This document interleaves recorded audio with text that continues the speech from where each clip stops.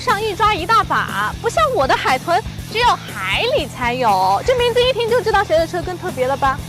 你这么一说，车不是在地上跑的吗？我的猫能在地上跑，海豚能在地上跑吗？Round 1。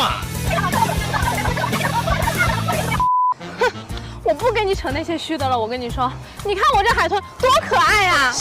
不仅名字可爱，整个外观也延续了海洋系的设计风格，多层次折线的设计营造出海浪的感觉，侧面3条折线更是显得很运动，就是一副向前俯冲的姿态。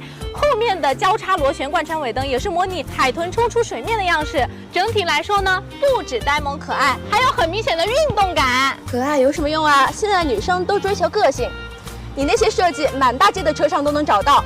我的好猫才是独树一帜的存在，既复古又时尚。封闭式格栅搭配椭圆形 LED 大灯，很像猫科动物的样子。后面贯穿式尾灯藏在后车窗里，是不是很有辨识度啊？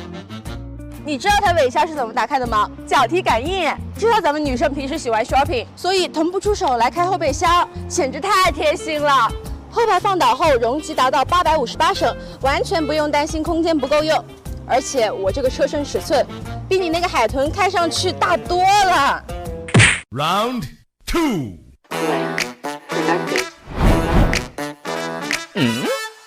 傻康你，说的车内设计才是我的大招，他居然不请自来。一句话总结就是看得到的品质格调，感受得到的高级质感，看得见的拼色内饰。镀铬按键就很符合咱们精致女孩的格调。贯穿式一体出风口 ，LED 美妆镜，对女生简直不要太贴心了。感受得到的皮质混搭座椅材质，座椅通风加热，坐在这里就能感受得到被呵护的感觉。人脸识别，让你随时感受到车主的优待。还有这块流畅好用的双联屏和车机系统，支持 HiCar 和 CarPlay， 是出行路上的最佳助手。我跟你说，丫丫，我的海豚主打的就是一个实用。你看这个旋转的中控屏，横着呢它可以追剧导航，竖着它可以刷抖音听歌，而且整个的内饰也是延续了外观那样的海洋风的设计语言。海螺式的这个空调出风口，中控台前面也是这样海洋式波浪的设计，座椅是仿皮质材质的，而且你手能摸到的地方基本上都是这样软性材质包裹。虽然说呢，我的车功能配置可能没你的车那么高，但是我就是喜欢它。是骡子是马，咱们俩开出来溜溜就知道了。我的好猫是出了名的好开，这样公平起见，咱俩换车开。换就换了，不过你不能把我的宝贝给开坏了啊。Round 3。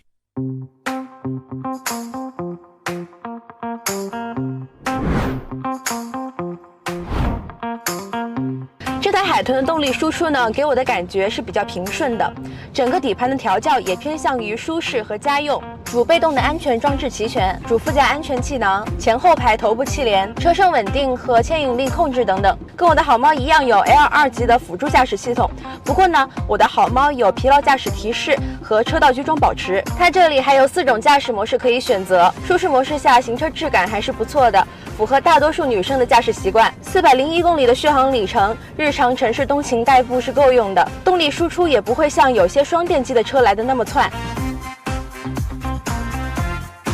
丫丫的这台好猫，它有智能快捷启动，而且换挡也是这种怀挡式的设计，这几点对于女生来说确实是挺方便的，就不要那样低头去操作了。我觉得这台车给我开起来的一个感觉，它还是比较小巧灵活的，方向盘也很轻巧，指向性很强，而且它支持4项调节哦。我的海豚好像只有2项。确实是挺照顾女生的，而这车在普通模式开起来的时候呢，它整个动力输出还是挺平顺的，很顺手。你在做一些急加速的时候，你看你能感觉到它动力很充沛，而且整个的推背感也会更强一点，多了一些运动方面的加持，而且静谧性也营造的比较好。改天就叫丫丫借我开出去小野一把。好猫呢，它是有2种续航版本可以选择的，401公里和501公里。那当时丫丫它是选择的这个401公里版本的。哎呀，你们都知道嘛，你看她那一副公主病的样子，平常开车开的也少。但像我这样的女车手，当然就要选择501公里那个版本的啦。好猫呢，它还有一个 AI 自定义的驾驶模式，就是可以根据驾驶员的这个驾驶习惯去自定义的调节，而且它还有座椅记忆功能。其实说实话，我这个人还是比较偏实在的，我之前觉得这些东西呢不太重要，但是用上去的感觉真香。丫丫跟我说，它这个车的辅助驾驶功能和主被动安全预警系统很全面。现在我们来试一下啊。OK， 我们现在打开了。这条路呢，它是限速60的，你看它就一直保持50多的速度在走，然后跟前车也保持一个比较好的安全距离。在遇到一些弯道的时候呢，它也能够很好的循迹过弯，车辆也是保持在车道一个比较居中的位置。遇到红灯的时候呢，它也能够很早的识别到，然后就进行减速刹停。说实话，我刚刚都很紧张，我就想着随时去接盘呢，但是我方向盘都没怎么动过，油门刹车我也没有去踩。这确实是给了我前所未有的体验，10万级的纯电小车能做成这样，太神奇了。